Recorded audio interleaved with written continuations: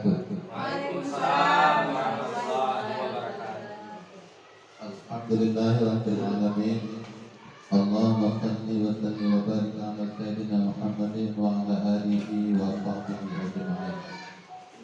Puji dan syukur kita serahkan kepada Allah Subhanahu wa taala dengan limpah rahmat dan nikmat pada hari yang berbahagia ini, yang insyaallah kita masih diberikan kesehatan, sehat pikiran, sehat badan, sehingga pada hari yang berbahagia ini sudah berada di tempat yang sangat mulia ini, yaitu di ruangan SD Negeri Despot Mojibobin, Kecamatan Tromol Timur, Kabupaten Aceh Selatan. Salawat dan salam kita kirimkan kepada Nabi kita, Nabi besar Nabi Muhammad Sallallahu Alaihi Wasallam, dan kepada ahli dan sahabat beliau. Doa restu kita kirimkan kepada para ulama wal amilin. Kemudian pada hari yang berbahagia ini, sebagaimana yaitu terutama sekali tata tertib acara yang pertama pembukaan atau pembawa acara oleh kami sendiri, kemudian berdoa bersama, terus yang ketiga kata sambutan dari kepala sekolah, yang keempat pemateri, kemudian yang terakhir yaitu penutup. Baiklah, yaitu sebagaimana acara yang pertama yaitu berdoa. Dengan adanya doa ini sebagaimana di dalam keterangan ad-du'a'u silahul mu'min. Doa itu adalah senjata bagi orang-orang yang Islam. Maka oleh karena itu baiklah kita baca sekali seorang, yaitu Umul Al-Fatihah. Semoga dengan berkat Umul Al-Fatihah tersebut acara kita pada hari ini diberikan oleh Allah Subhanahu wa taala, yaitu rahmat dan nikmat dan berkah kepada kita semua. Bapak Ibu yang dirahmati Allah, kita mulai. Ila hadratin Nabi Mustafa Muhammadur Rasulullah sallallahu alaihi wasallam wa ala alihi wa ashabihi wa agaihi wa ridwanin anbiya wal mursalin wa malaikatil muqarrabin wa syuhada wa shalihin wal ulama wal amilin.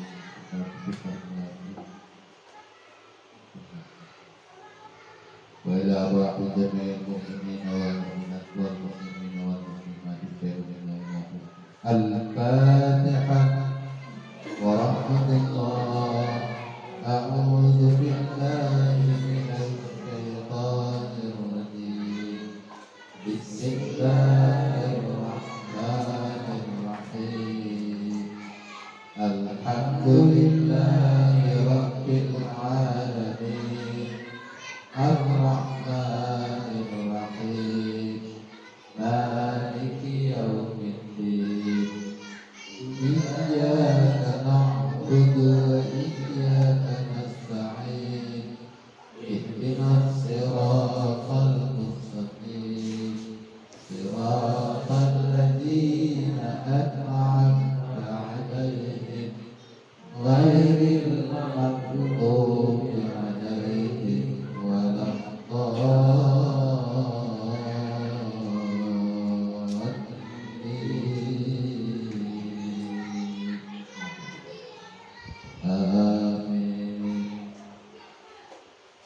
Kemudian acara yang ketiga, kata sambutan dari kepala sekolah SD Negeri Despot Mojibobin. Kepada kepala sekolah dipersilakan.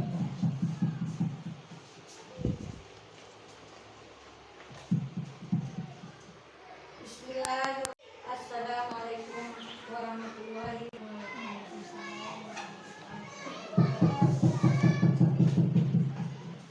ja'al haqqu wa zahaqal batil innal batila kana zahuqa. Rabbi shrah li sadri wa yassir li amri wahlul 'uqdatam min lisani yafqahu qawli. Alhamdulillahirabbil alamin. Wassalatu wassalamu ala asyrafil anbiya wal mursalin wa ala alihi wa sahbihi ajmain.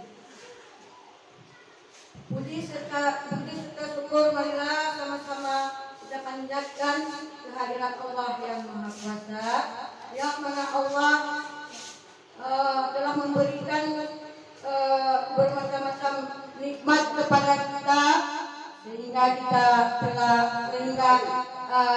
pada kesempatan hari ini telah dapat hadir. Salah satunya nikmat yang diberi oleh Allah adalah kesehatan kepada kita semua, sehingga kita telah dapat berhadir ke ruangan yang berbahagia ini.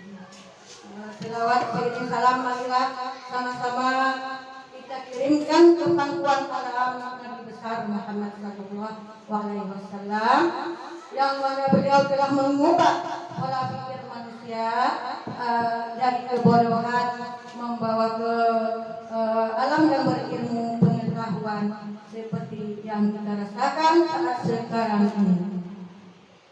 Nah, baiklah, saya selaku manusia biasa lupa mengatakan kata-kata kehormatan saya kepada yang mulia bapak-bapak ibu dewan guru, seluruh dewan guru yang peserta seminar yang telah dapat berhadir pada hari ini. Baiklah Bapak Ibu, pada kesempatan yang berbahagia ini saya ingin menyampaikan beberapa hal yang terkait dengan guru penggerak. Saya selaku kepala sekolah di SD Despot Titi Pobin ini merasa bersyukur dan bangga sekali karena dengan adanya calon guru penggerak di SD kita ini, kita telah dapat menggerakkan komunitas belajar untuk rekan-rekan guru di SD Despot Titi Pobin ini. Kemudian juga bisa memprioritaskan peningkatan kepemimpinan murid di sekolah ini.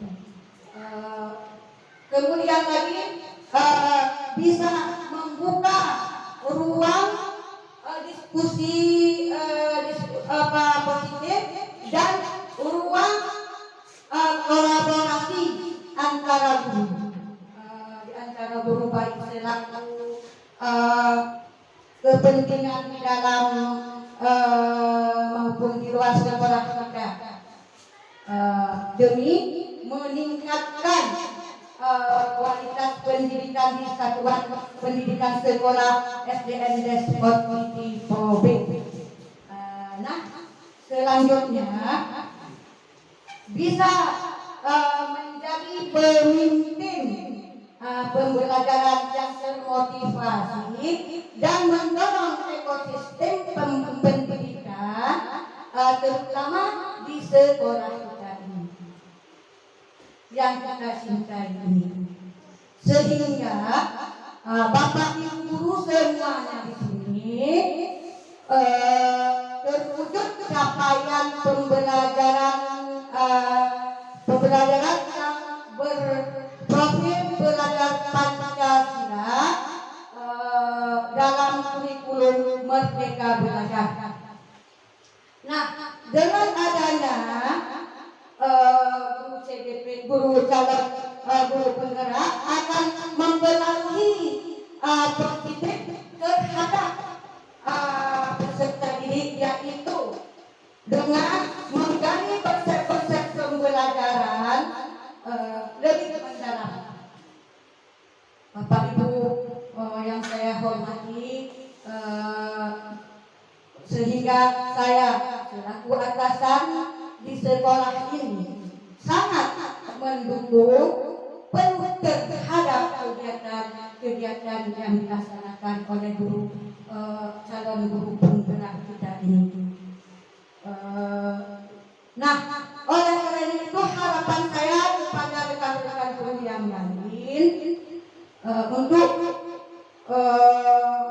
kegiatan kita ini akan datang kita mengikuti kegiatan guru calon guru penggerak ini. Semoga kedepannya bisa mengikuti jejak Bapak Teguh Baharijal SPD.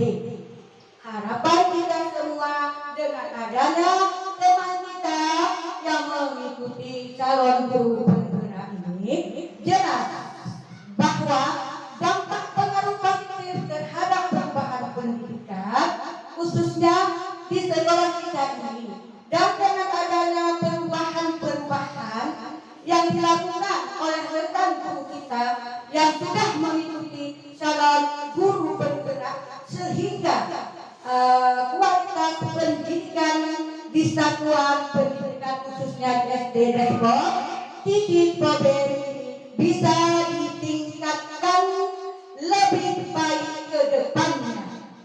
Untuk pesan saya, anggur merah, susu beruang. Jangan menyerah, terus berjuang. Nah, hanya inilah sedekah harapan yang dapat saya sampaikan. Lebih dan kurang mohon diperbanyak maaf. Wabillahi taufiq wal hidayah.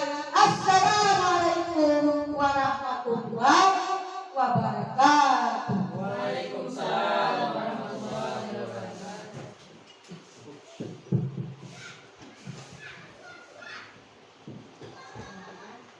Kemudian terima kasih kepada kepala sekolah SD Negeri Depok Titik Pober yang telah memberikan yaitu kata-kata sambutan dan pengarahan.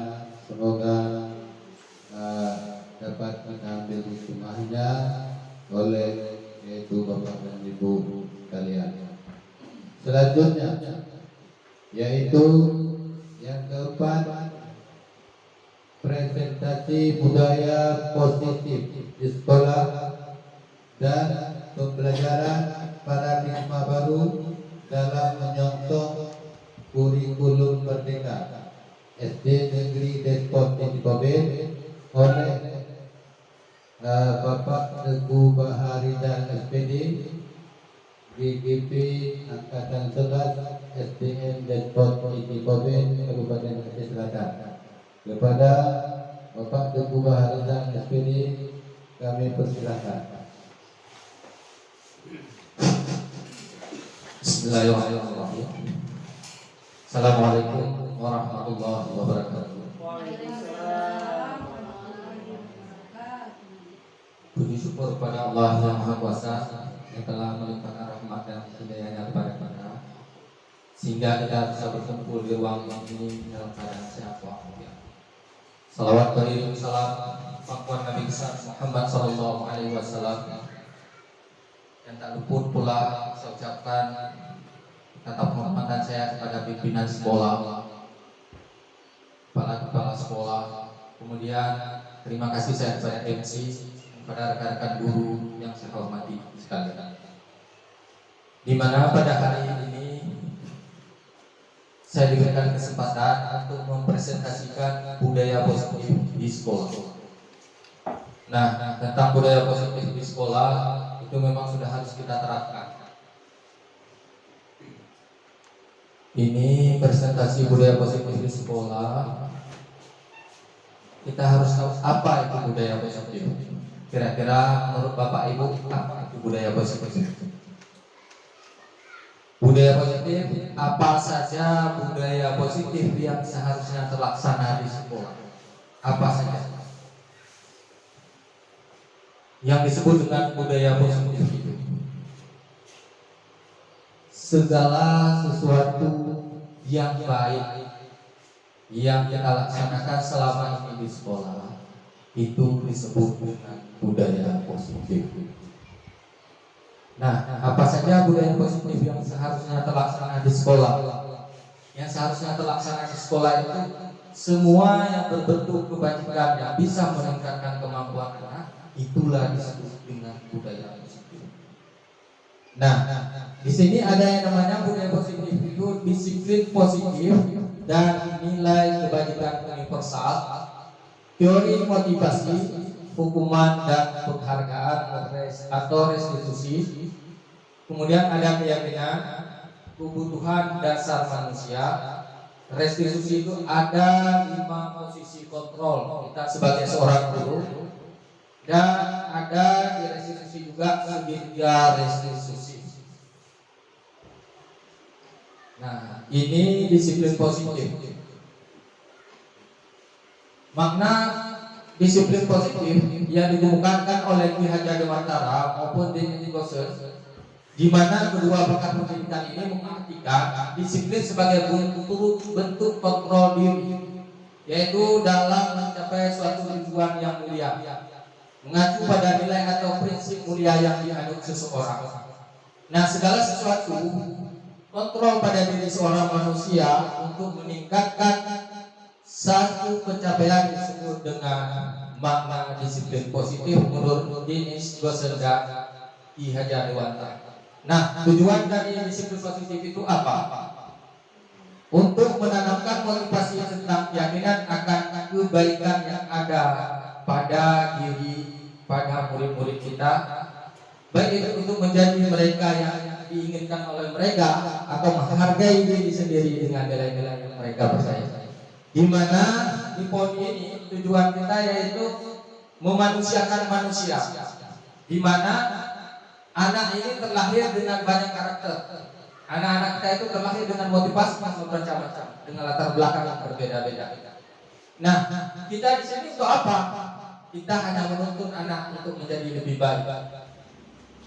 Sedangkan poin ketiga sebagai pendidik, tujuan kita adalah menciptakan anak-anak yang memiliki disiplin diri, sehingga mereka bisa berperilaku dengan mengacu pada nilai kebaikan universal yang memiliki motivasi intrinsik bukan ekstrinsik.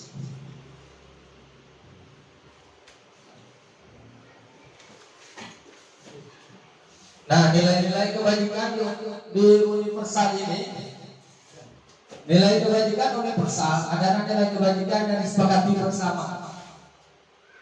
Di sini lepas dari suku bangsa, ras, agama, ataupun latar belakang yang berbeda-beda dari warga sekolah kita. Di sini kita akan membentuk suatu fondasi yang berlaku di salah satu nilai kebajikan yang ingin dicapai sejak anak di seluruh Indonesia, yaitu sementara untuk disiplin dalam bentuk konsekuensi sudah terencana atau disepakati, sudah dibahas dan disetujui oleh murid dan guru. Umumnya bentuk ini, konsekuensi ini lebih berpihak kepada sekolah, dan murid sudah mengetahui sebelumnya akan konsekuensi atau yang disepakati bersama. Sedangkan konsekuensi biasanya diberikan berdasarkan suatu data yang umumnya dapat diukur, misalnya setelah 3 kali tugas yang tidak diselesaikan pada batas waktu yang diberikan, atau murid melakukan kegiatan di luar kegiatan pembelajaran, misalnya mengobrol, maka murid tersebut akan kehilangan waktu bermain yang harus diselesaikan tugas karena ketinggalannya.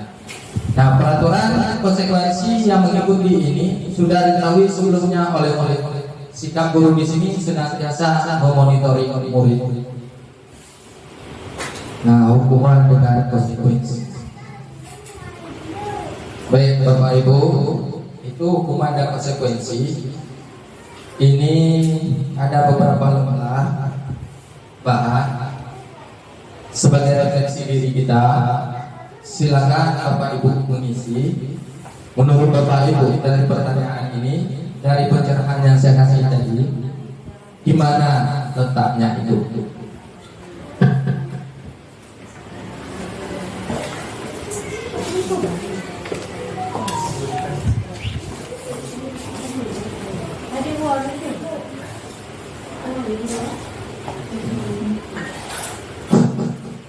Nah, bisa kita lanjut. Itu bisa diisi nanti tuh, untuk refleksi kita. Penghargaan. Saat kita berulang kali menjanjikan hadiah kepada anak, otomatis anak akan berperilaku tanggung jawab atau kepada seseorang murid agar mempelajari sesuatu hal baru. Hal ini pun kalau sering kita lakukan, mengontrol perilaku seseorang yang menghancurkan potensi untuk pembelajaran yang sesungguhnya. Menurut saya, secara ideal tindakan belajar itu sendiri adalah menghargai sesuatu.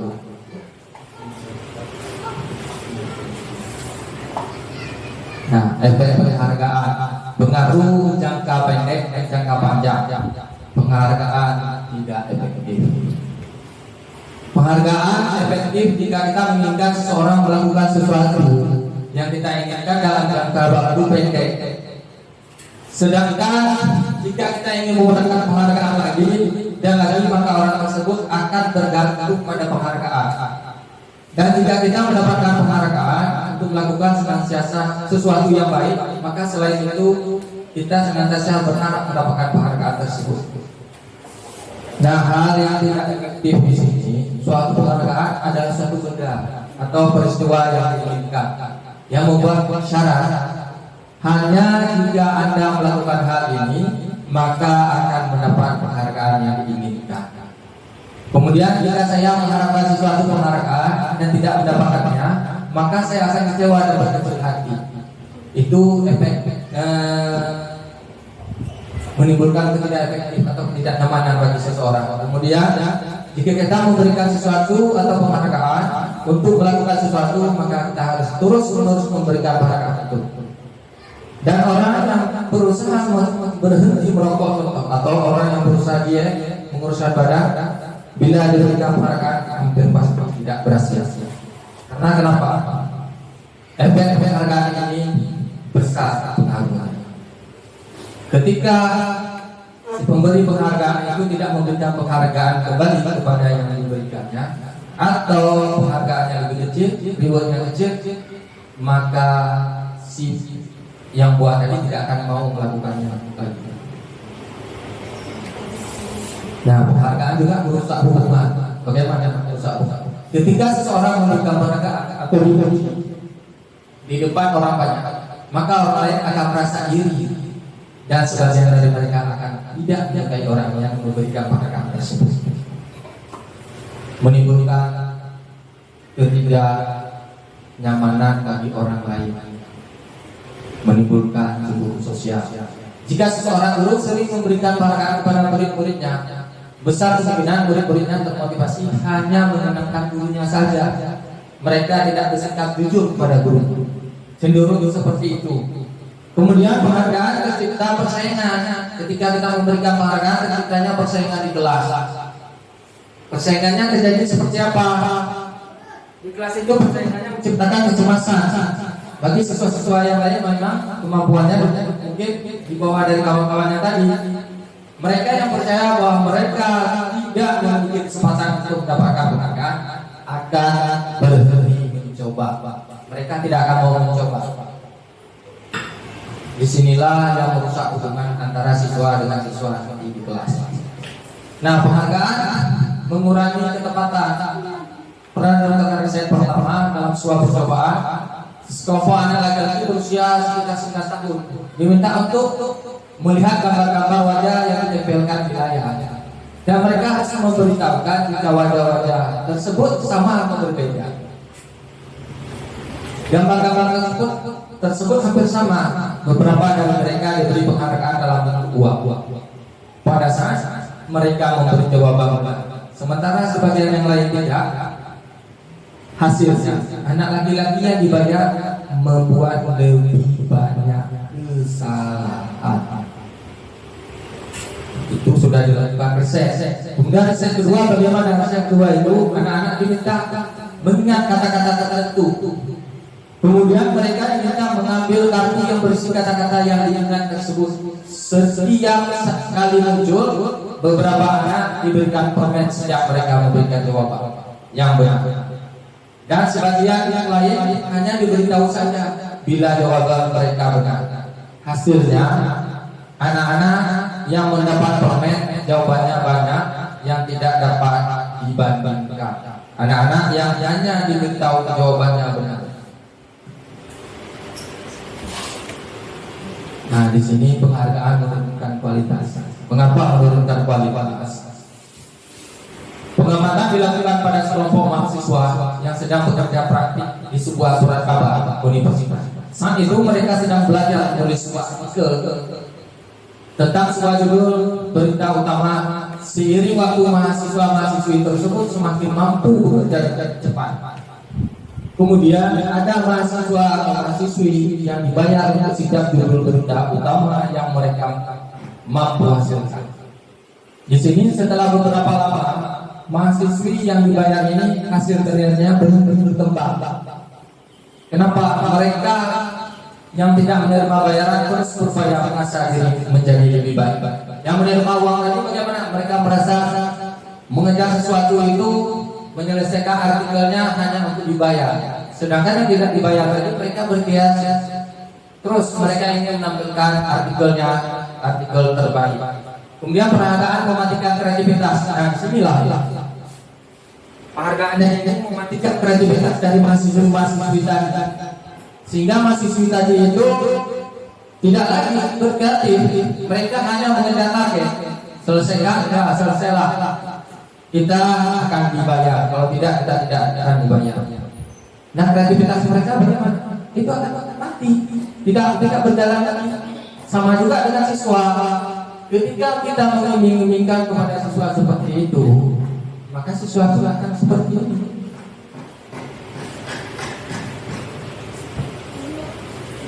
Penghargaan itu sebagai hukum.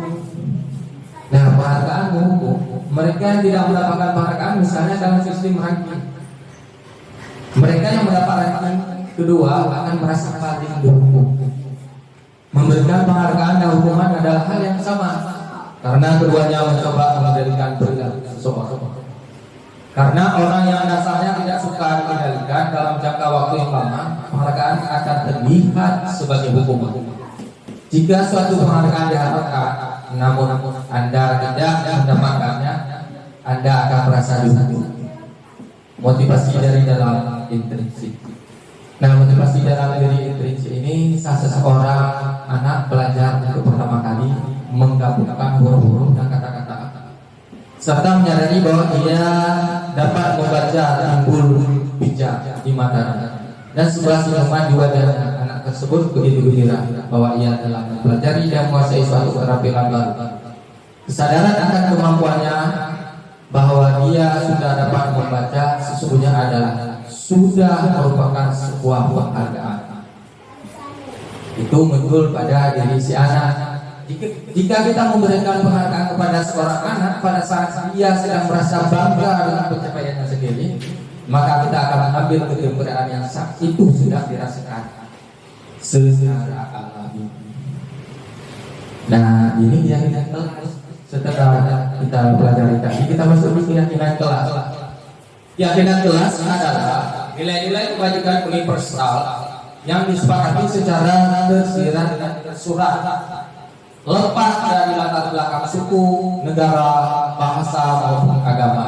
Bentuk keyakinan kelas atau sekolah, bagaimana keyakinan kelas bersifat lebih abstrak daripada peraturan dan lebih rinci dan konkret. Keyakinan kelas berupa pernyataan yang universal. Pernyataan keyakinan kelas senantiasa dibuat dalam bentuk positif. Keyakinan kelas sebenarnya tidak terlalu banyak sehingga mudah diingat dan dipahami oleh semua warga sekolah. Keyakinan kelas sebenarnya sesuatu yang dapat diterapkan di lingkungan tersebut. Semua warga kelas hendaknya ikut berkontribusi dalam membuat keyakinan kelas lewat kegiatan curah-curah. Bersedia meninjau kembali keyakinan kelas dari waktu ke waktu. Nah, di sini di keyakinan kelas kita berembuk dengan siswa di dalam kelas, kita buat suatu kesepakatan. Setelah kesepakatan itu ada, kita rubah kesepakatan itu menjadi sebuah bahasa positif yang kemudian menjadi keyakinan kelas. Yang pertama dibuat dalam kesepakatan kelas. menjadi sebuah bahasa yang positif yang selanjutnya menjadi keyakinan kelas yang akan kita jalankan bersama. Contoh keyakinan kelas: setiap anggota kelas perlu belajar, setiap anggota kelas perlu senang, setiap anggota kelas perlu melakukan. Nah, di sini ini kan masih peraturan kelas. Ini peraturan kelas. Di sini baru masuk ke kegiatan kalimat keyakinan kelas, di mana di situ selalu bersikap positif, senantiasa menjadi diri tersendiri terbaik, percaya dan menghormati orang lain serta barang miliknya, berkomitmen terhadap setiap tugas, senantiasa membantu. Nah, karakter yang akan muncul di mana? Sini hormat, bekerja, diterima dan dimiliki. Kami yakin bahwa sangat penting untuk menghormati semua orang dan barang milik orang lain itu dihormat. Sedangkan bekerja, kami meyakini bahwa sangat penting untuk mengerjakan segala pekerjaan atau mengikuti kegiatan yang telah ditugaskan. Dan diterima dan dimiliki. Kami meyakini bahwa sangat penting untuk merasa diterima pada saat kelompok dan saling berbagi satu dengan yang lain. Ini kebutuhan dasar manusia. Kita manusia memiliki kebutuhan dasar. Di mana kebutuhan dasar manusia itu, manusia ini ingin bertahan hidup. Kita ingin bertahan hidup. Dan kita juga ingin kasih sayang yang diterima. Kita juga butuh kebebasan. Kita butuh kesenangan dan puasan. Di mana kebutuhan hidup itu adalah kebutuhan yang bersifat psikologis. Untuk bertahan hidup misalnya kesehatan, rumah, dan makanan. Kebutuhan biologis juga sebagian dari proses reproduksi termasuk kebutuhan untuk bertahan hidup. Komponen psikologis pada kebutuhan ini meliputi kebutuhan akan perasaan aman. Kemudian kasih sayang. Di sini kasih sayang dan rasa diterima. Kebutuhan untuk diterima, ini kebutuhan ini ada 3 kebutuhan berikutnya. Adalah kebutuhan psikologis, kebutuhan disayang ini dan diterima meliputi kebutuhan akan hubungan dan koneksi sosial, kebutuhan untuk memberi dan menerima kasih sayang, dan kebutuhan untuk merasa menjadi bagian dari sesuatu kelompok. Ini kebutuhan dasar manusia. Kemudian penguasaan bagaimana? Penguasaan kebutuhan pengakuan atas kemampuan. Kebutuhan ini berhubungan dengan kekuatan untuk mencapai sesuatu, jadi kompeten menjadi terampil, diakui atas prestasi dan keterampilan kita didengar dan memiliki rasa dihargai. Nah, kebebasan bagaimana? Kebebasan adalah kebutuhan akan pilihan.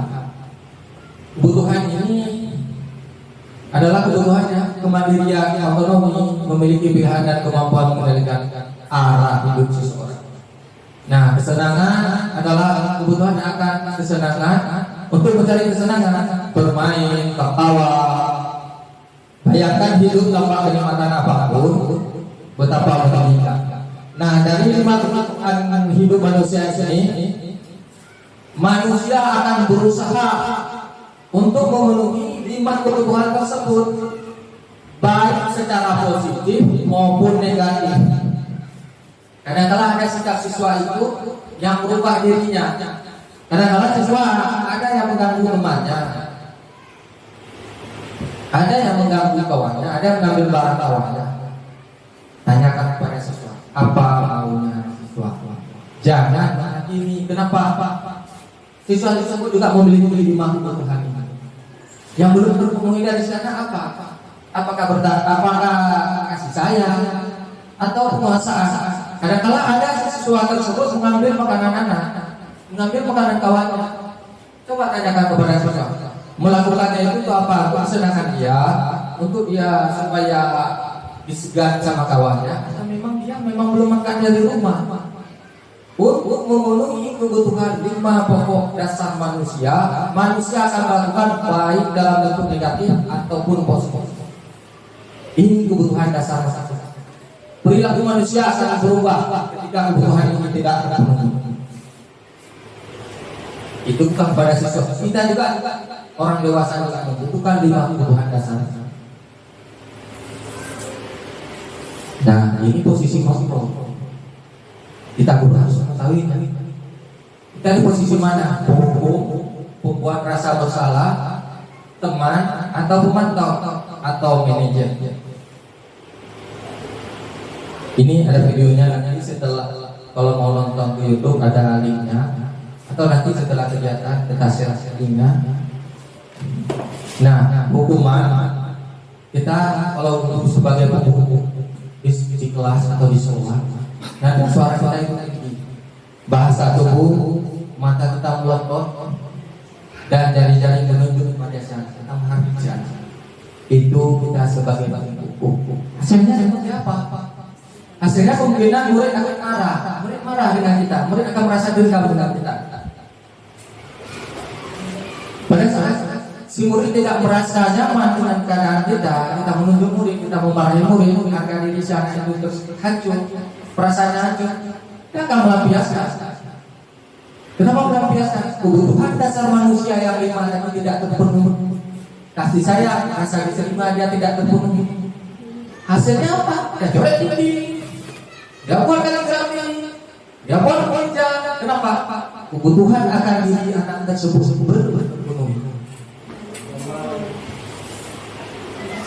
Nah, pembuat rasa bersalah seperti apa? Pada posisi ini biasanya guru akan bersuara lebih lembut. Guru akan berbicara. Pembuat rasa bersalah ini akan menggunakan kehendak yang membuat orang lain merasa tidak nyaman dengan hal tersebut. Di mana? Contoh, ibu sangat kecewa sekali dengan kamu.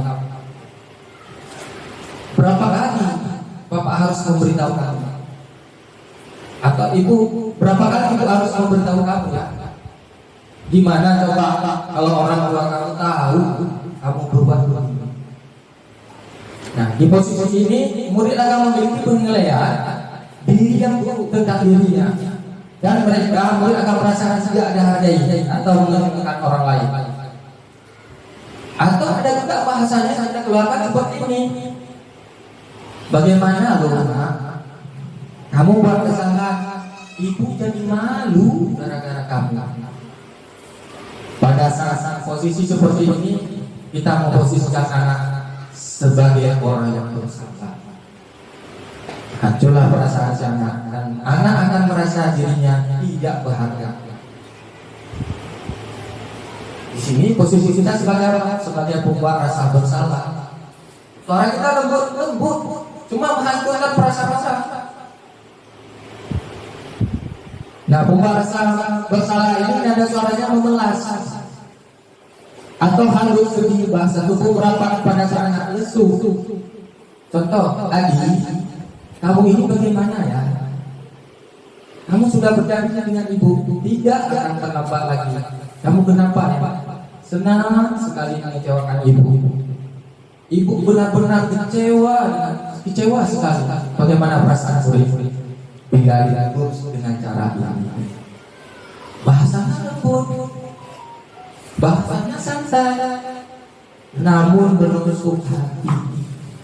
Si anak merasa bersalah, si anak merasa tidak bisa buat apa-apa,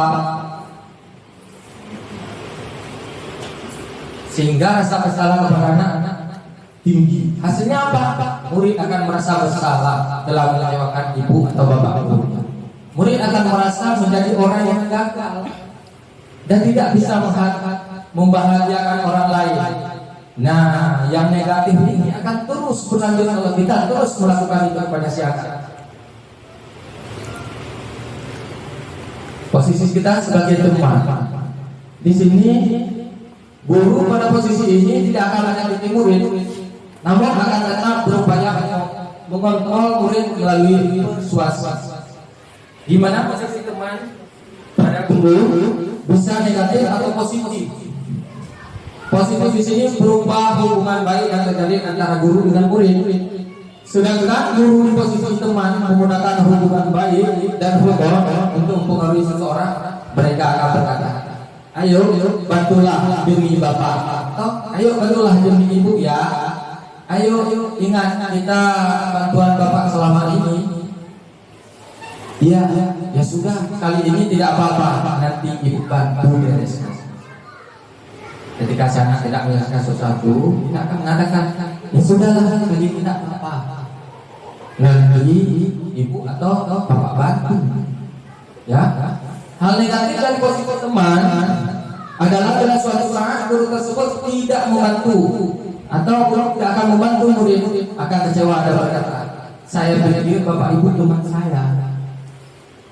Murid merasa kecewa dan tidak mau lagi berusaha.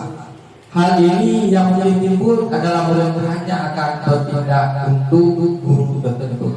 Ketika guru lain masuk, mereka juga tidak akan mau. Nah, sebagai teman adanya memang suaranya ramah, akrab dan bercanda. Namun hasil murid akan merasa senang dan akrab dengan guru. Ini termasuk dampak yang positif. Cuma di sini murid akan ketergantungan kepada seorang guru. Ketika berhadapan dengan guru lain, mereka tidak nyaman. Atau mereka hanya menginginkan ibu itu aja, atau bapak itu aja loh, guru saya, yang lain tidak mau. Kenapa? Karena mereka ketergantungan terhadap guru tersebut. Nah, pemantau di sini pemantau berarti mengawasi. Pada posisi saat ini kita mengawasi, kita bertanggung jawab atas perilaku orang-orang yang kita awasi. Posisi pemantau berdasarkan pada peraturan dan konsekuensi dengan menggunakan sanksi atau konsekuensi. Kita dapat merasakan hubungan pribadi kita dengan murid sebagai seseorang yang menjalankan posisi pemantau. Pertanyaan akan diajukan oleh seorang pemantau, peraturan apa? Apa yang kamu lakukan? Sanksi atau konsekuensi apa? Ini akan muncul. Nah, pemantau nada suaranya datang, bahasa guru yang formal. Guru, Adi, tahukah kamu jam berapa kita mulai?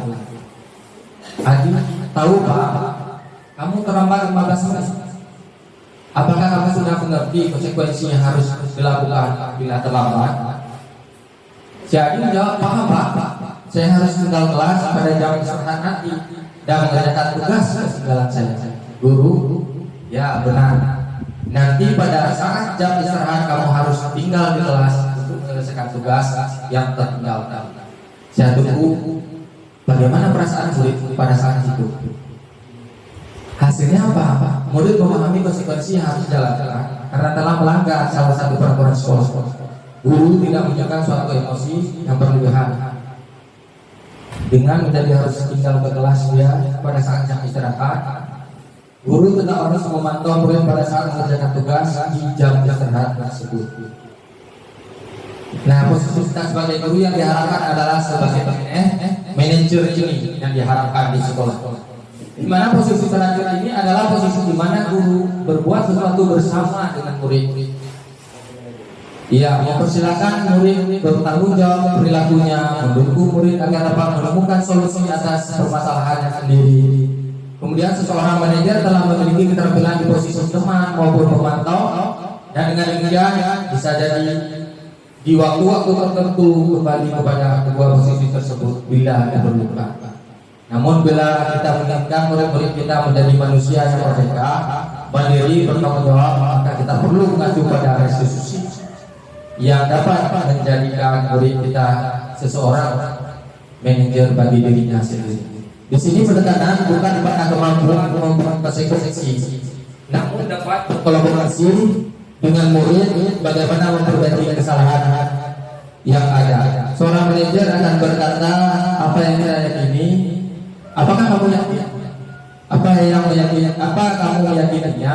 Jika kamu meyakininya, apakah kamu bersedia memperbaikinya? Jika kamu memperbaiki ini, hal ini menunjukkan apa tentang dirimu? Apa rencana kamu untuk memperbaiki hal ini? Nah, tugas seorang manajer bukan untuk mengatur perilaku seseorang. Kita membimbing murid untuk dapat mengatur dirinya. Seorang manajer bukannya memisahkan murid dari kelompoknya, tapi mengembalikan murid tersebut ke kelompoknya dengan lebih baik dan hormat atau lebih kuat. Manajer di mana di posisi inilah murid dapat menjadi pribadi mandiri, merdeka dan bertanggung jawab atas segala perilaku dan sikapnya, yang pada akhirnya dapat menciptakan lingkungan yang positif, nyaman dan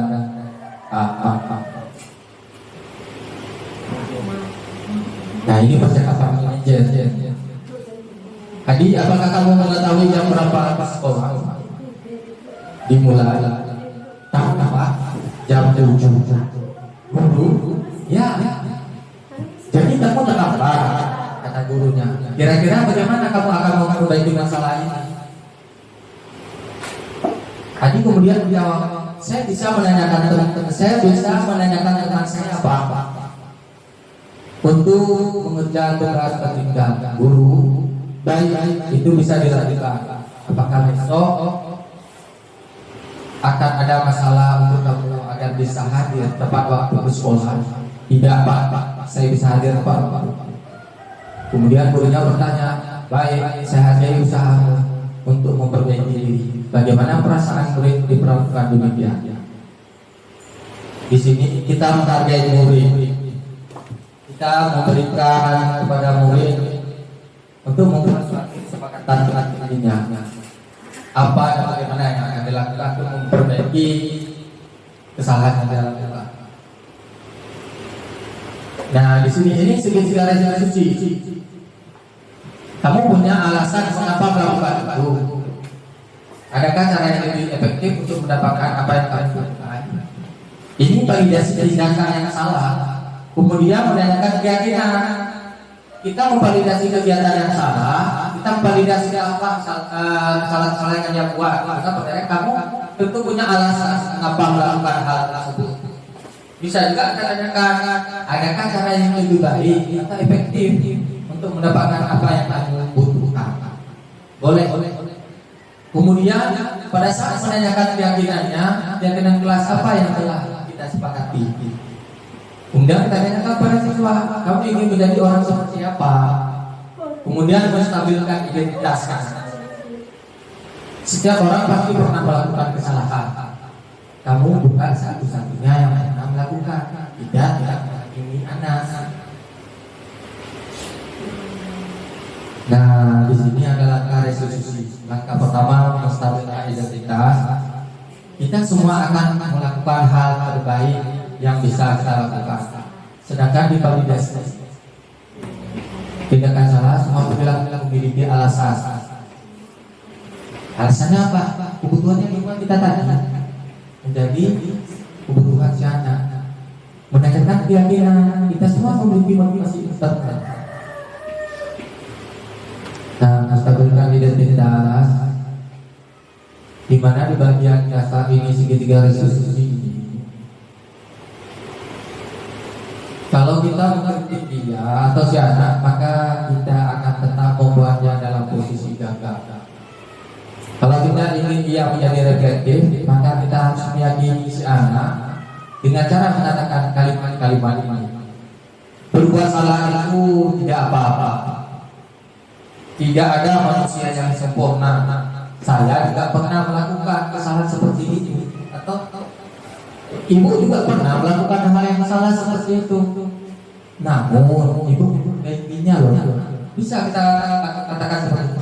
Kita bisa menyelesaikan. Ketika itu ada permasalahan.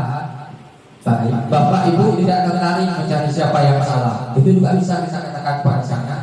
Tapi bapak ibu ingin mencari solusi dari permasalahan. Kamu berhak merasa begitu. Apakah kamu sudah diterima yang baik buat dirimu sendiri? Nah, divalidasi tindakan yang salah. Kita bisa menanyakan kepada siswa seperti ini. Padahal kamu bisa melakukan yang lebih buruk dari ini. Kamu pasti punya alasan kenapa melakukan hal itu. Kamu patut bangga pada dirimu sendiri karena kamu telah melindungi sesuatu yang penting buatmu. Kamu boleh mempertahankan sikap ini, tapi kamu harus menanamkan sikap yang baru. Nah, menanyakan keyakinan. Teori kontrol yang menyatakan bahwa kita pada dasarnya termotivasi secara internal. Ketika identitas sukses telah tercapai, langkah pertama tingkah laku yang salah yang telah divalidasi. Kemudian langkah kedua, maka anak akan siap untuk dihubungkan dengan nilai-nilai yang dia percaya dan berbeda menjadi orang yang dia inginkan. Pertanyaan-pertanyaan di bawah ini menghubungkan keyakinan anak dengan keyakinan kelas atau keluarga. Apa yang kita percaya sebagai kelas atau keluarga? Apa nilai-nilai umum yang kita telah sepakati? Apa bayangan kita tentang kelas? Kamu mau menjadi orang yang seperti apa? Nah, di sini kita akan lihat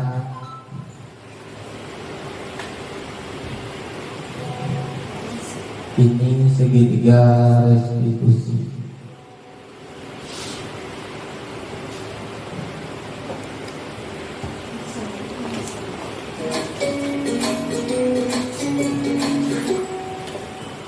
Salam dan bahagia Ibu dan Bapak guru hebat. Pada video kali ini kita akan membahas tentang salah satu program disiplin positif yang diterapkan di lingkungan sekolah yang dikenal dengan nama restitusi.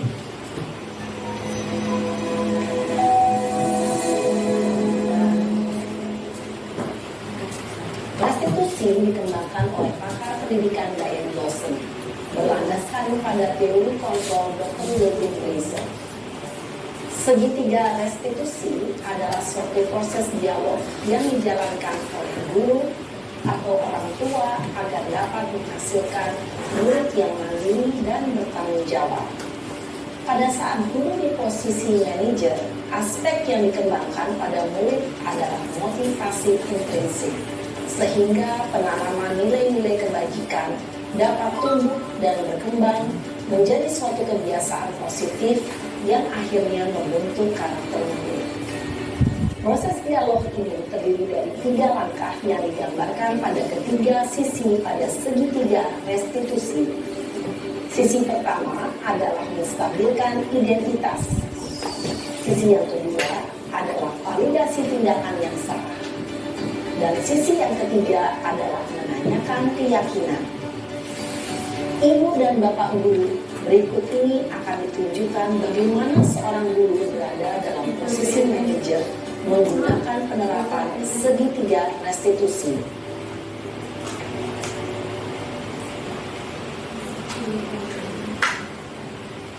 Ini kegiatan restitusi Bapak Ibu ya. Siang sana. Siang Pak. Sudah lama nggak ketemu sana? Kenapa hari ini ada di sini? Kesel Pak, kesel banget. Masa aku dikatain tukang fitnah Pak? Ya aku marah lah. Aku balik ngatain Eka di depan kelas. Kesel banget. Oh begitu. Ya pasti kamu marah dan kesal. Bapak juga akan marah apabila ada yang menuduh Bapak seperti itu. Kemudian pada saat itu kamu mau melakukan apa? Ya saya langsung ngatain Eka lah Pak. Kesel banget. Saya bentak-bentak dia depan teman-teman lain. Oh begitu. Pasti kamu melakukan seperti itu karena suatu alasan tertentu, bukan? Iyalah, masa saya diam saja Pak? Ya saya bela diri lah. Masa saya dituduh tukang fitnah? Ya wajar lah. Mempertahankan harga diri itu sesuatu yang penting buat kamu. Untung kamu tidak bertindak lebih gegabah lagi. Hanya membentak-bentak. Iya Pak. Untung saya masih bersabar dan hanya membentak saja. Sudah gemes padahal. Saya pasti bela diri lah. Ya pasti ya. Tapi kamu memilih untuk tetap bertahan dan bersabar. Kamu memilih untuk tidak berbuat lebih parah lagi. Iya. Nah, sekarang coba kita lihat lagi tindakan kamu yang bentak-bentak Eka di kelas. Tindakan kamu itu kira-kira sesuai dengan keyakinan kelas atau prinsip kamu tidak? Enggak lah Pak. Capek Pak jadi pemarah. Jadi keyakinan atau prinsip mana yang kurang sesuai dengan keinginan kamu? Ya, saya sebenarnya sangat menghargai orang lain. Mungkin saat itu saya menjadi emosi. Jadi tidak menunjukkan sikap itu. Kamu meyakini tidak? Menghargai orang lain itu penting buat kamu. Yakinlah Pak. Iya, setuju. Kita harus saling menghargai. Namun, ada juga keyakinan yang kita sepakati yang perlu kita jalankan apabila kita sedang marah, bukan? Ya, saya bisa lebih proaktif, mulai dengan diri sendiri. Saya bisa jadi lebih bersabar, mengambil waktu jeda untuk berpikir mau apa selanjutnya. Kira-kira kamu bersedia memperbaiki masalah ini tidak? Bersedia, Pak. Kalau kamu memperbaiki masalah ini, kamu akan menjadi orang seperti apa? Saya akan menjadi orang yang bertanggung jawab kali ya, Pak. Dan senantiasa proaktif. Iya, menurut kamu bagaimana rasanya menjadi orang seperti itu? Ya nyaman lah, bangga bisa bersabar dan menahan diri. Baiklah kalau begitu. Yuk kita pikirkan bagaimana memperbaiki masalah ini.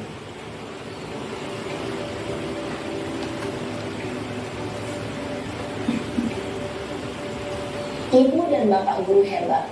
Baru saja kita menyaksikan contoh bagaimana seorang guru berada dalam posisi manajer menggunakan penerapan segitiga restitusi.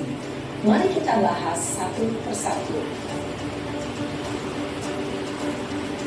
Pada sisi pertama, menstabilkan identitas berdasarkan pada prinsip bahwa membuat kesalahan adalah bagian dari proses pembelajaran. Sisi pertama dari segitiga ini berperan menggeser identitas murid dari identitas gagal ke identitas sukses. Murid yang sedang bertingkah laku yang tidak pantas atau menarik diri saat itu sedang mengalami identitas gagal. Bila kita mengkritiknya, maka posisinya tidak akan berubah. Kita bisa mengajukan pernyataan-pernyataan ini. 1. Membuat kesalahan sesuatu yang wajar. 2. Manusia tidak ada yang sempurna. 3. Kita bisa memperbaiki masalah ini. 4. Saya tidak menanyakan kesalahannya. Saya lebih fokus bagaimana memperbaiki masalah ini. 5. Apakah saat ini kamu tengah menjadi orang yang baik untuk dirimu sendiri? Pada sisi kedua, validasi tindakan yang salah berlandaskan pada prinsip bahwa setiap perilaku berupaya memenuhi suatu kebutuhan tertentu. Guru yang telah memahami teori kontrol akan bergeser dari pemikiran stimulus respon menjadi proaktif dan mencoba untuk mengenali tujuan dari perilaku murid, mengenali dan mengakui kebutuhan murid ini dapat memperbaiki hubungan dengan murid tersebut. Pernyataan atau pertanyaan bisa disampaikan dengan nada suara tidak menghakimi atau memojokkan, sehingga dapat mengembalikan murid pada posisi positif. 1. Kamu bisa saja bertindak lebih gegabah lagi dari ini. 2. Kamu bukan melakukannya tanpa suatu alasan tertentu. 3. Kamu melakukannya karena mempertahankan sesuatu yang penting bagimu. 4. Mungkin kamu bisa mempelajari suatu perilaku baru yang lebih efektif. Bersediakah kamu mempelajarinya? Selanjutnya, kita akan simak sisi terakhir, yaitu menanyakan keyakinan. Teori kontrol menyatakan bahwa pada dasarnya kita termotivasi secara intrinsik.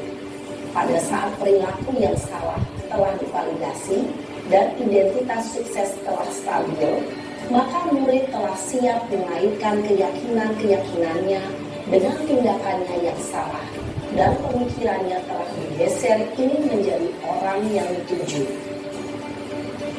Pertanyaan-pertanyaan ini dapat mengaitkan keyakinan-keyakinan yang dianut murid. 1.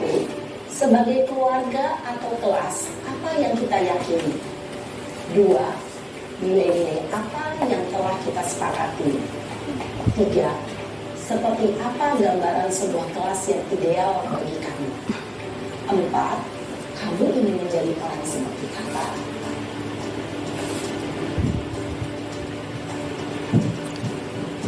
Dalam menerapkan segitiga restitusi, perlu diperhatikan beberapa hal, yaitu 1. Perilaku yang salah perlu dikaitkan dengan nilai-nilai atau keyakinan-keyakinan yang telah disepakati atau dituju. 2. Kesediaan orang yang melakukan kesalahan untuk memperbaiki masalah. 3.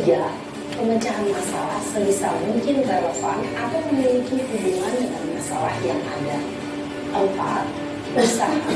Perlu adanya suatu usaha perbaikan dari pihak yang berbuat kesalahan. 5. Waktu. Perlu didedikasikan waktu dari pihak yang berbuat kesalahan. Tanyakan kapan akan mulai diberlakukan usaha untuk memperbaiki masalah. Dengan memahami struktur penerapan segitiga restitusi, diharapkan guru dapat menerapkan posisinya sebagai manajer dengan mengajukan pertanyaan-pertanyaan bermakna yang dapat membuat murid menjadi lebih percaya diri, bertanggung jawab, dan mandiri. Nah, Ibu Bapak Guru perlu tidaknya mengikuti ketiga tahapan dalam segitiga restitusi bergantung pada ringan beratnya suatu permasalahan. Misalnya, bila permasalahan tersebut ringan, maka tidak perlu dijalankan secara berurutan. Bahkan bisa semudah menanyakan apa keyakinan yang kita sepakati.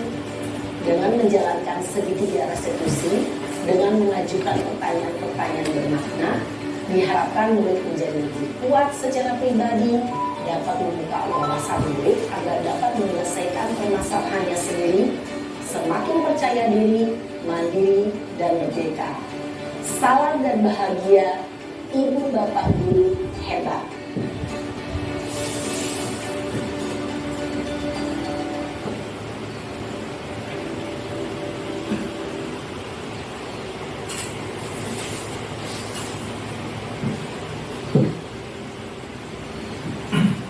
Baik Bapak Ibu semua, itu video tadi sebagai contoh, dan itu yang kita lihat bersama tadi bagaimana pelaksanaan restitusi di sekolah sebagai posisi manajer. Seperti itulah yang diharapkan kita laksanakan di sekolah. Mungkin demikian saja yang bisa saya sampaikan pada hari ini. Sampaikan terima kasih kepada rekan-rekan semua yang telah memberikan waktu untuk mengikuti presentasi acara hari ini.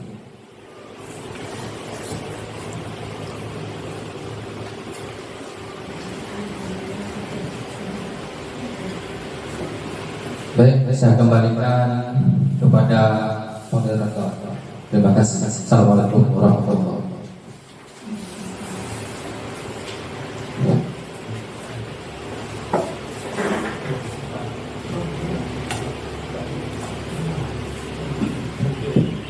Terima kasih kepada Bapak Ketua Harian SPD yang telah memaparkannya bagaimana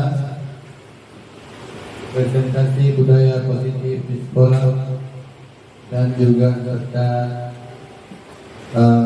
pembelajaran di bidang-bidang yang lain. Kemudian mudah-mudahan semoga menjadi manfaat terutama kepada Bapak Ketua Harian SPD sendiri dan kepada Bapak Ibu yang berbahagia yang dirahmati Allah. Kemudian acara yang terakhir yaitu penutup.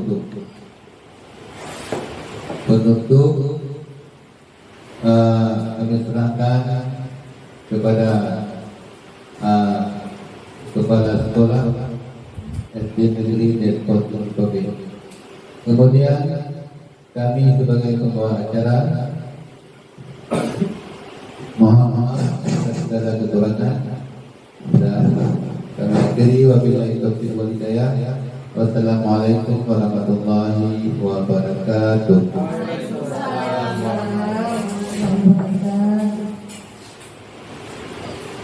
Assalamualaikum warahmatullahi wabarakatuh. Salam senang dan bahagia Bapak Ibu Guru sekalian. Alhamdulillah pada wasyukurillah kami Papra puji syukur marilah sama-sama kita panjatkan kehadirat Allah yang Maha Kuasa yang telah memberikan kesehatan sehingga kita bisa hadir sama-sama untuk mengikuti acara ini. Seiring salam, marilah sama-sama kita kirimkan ke pangkuan agama Nabi besar Muhammad SAW. Mana beliau telah membawa kita ke alam dari alam kemudahan membawa ke alam yang penuh pengetahuan. Nanti semoga kita dapat berilmu di yaumul mahsyar akhirat nanti. Nah, baiklah Bapak Ibu sekalian, pada kesempatan kali ini saya selaku kepala sekolah ingin menyampaikan sepatah dua patah kata yang menyangkut dengan calon guru penggerak. Baiklah, pada kesempatan kali ini saya mengapresiasi adanya program dari Kementerian Pendidikan Nasional, yaitu tentang calon guru penggerak.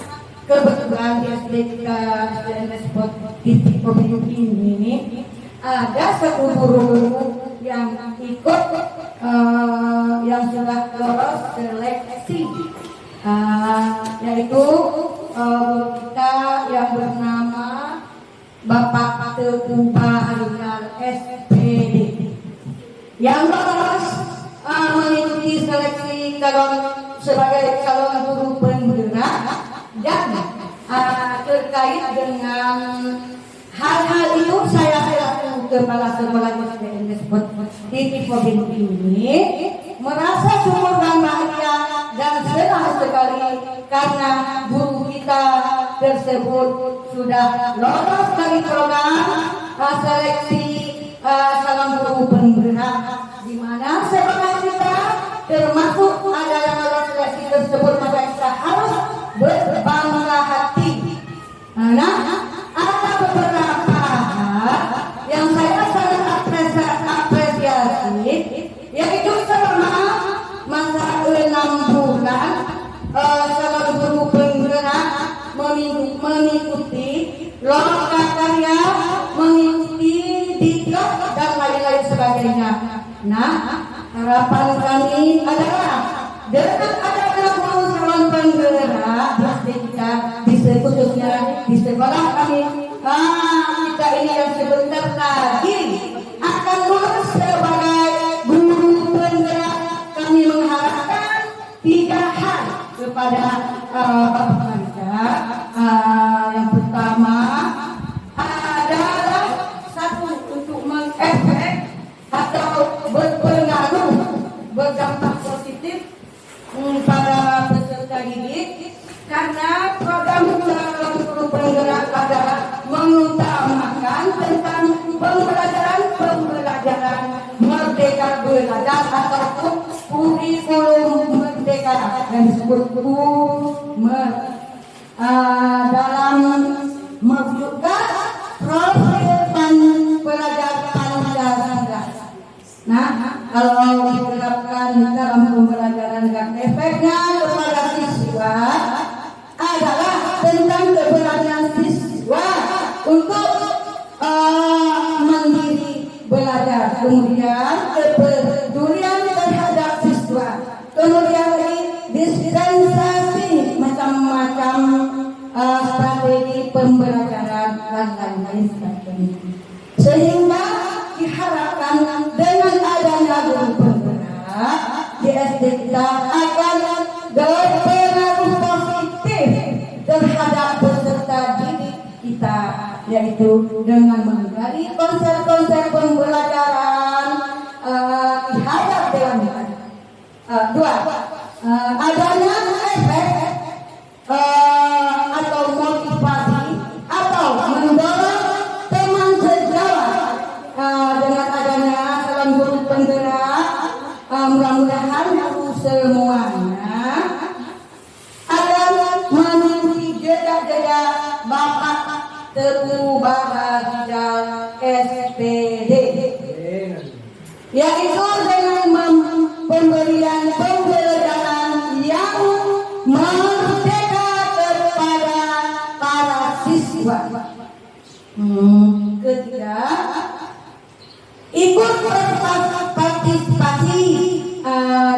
kebijakan sekolah di masyarakat atau di dunia pendidikan khususnya di Kabupaten Aceh Selatan. Itulah harapan kami dan dengan demikian adanya guru penggerak di SD kita betul-betul mempunyai dampak positif terhadap sistem dunia pendidikan khususnya SD kita Despot di Provinsi ini. Mudah-mudahan Bapak Teguh Bahagia sehat-sehat dapat mewujudkan pendidikan kurikulum merdeka sesuai dengan yang kita harapkan. Amin. Nah, mungkin hanya inilah cuman pidato yang dapat saya sampaikan. Lebih dan kurang mohon diperbantu maaf. Wabillahi taufiq wal hidayah. Assalamualaikum warahmatullahi wabarakatuh. Waalaikumsalam warahmatullahi wabarakatuh. Selamat. Warahmatullahi wabarakatuh. Nama saya Emir Danis. Atas penyampaian materi tadi yang Bapak sampaikan, saya sangat berkesan. Saya bermotivasi sekali untuk menerapkan di sekolah saya.